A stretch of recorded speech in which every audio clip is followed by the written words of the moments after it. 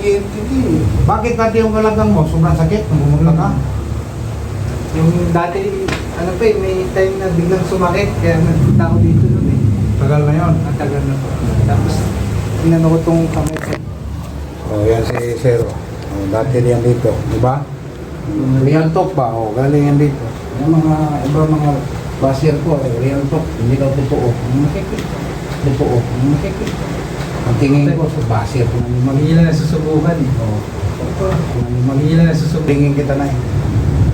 Mali nga matanda. Pag ina session niya yun, isang pang session yun.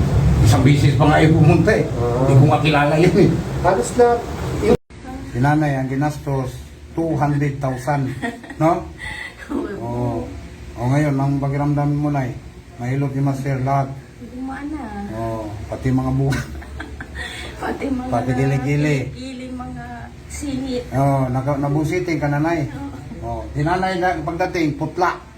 Kung mapansin din si camera, putla. Tingnan mo ngayon, no? Nabuhay. Bueno. 64 years old, para lang 54.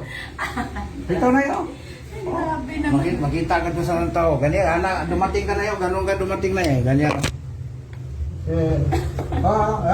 Tingnan kita. Putlang-putla eh. Hindi yan. Parang wala.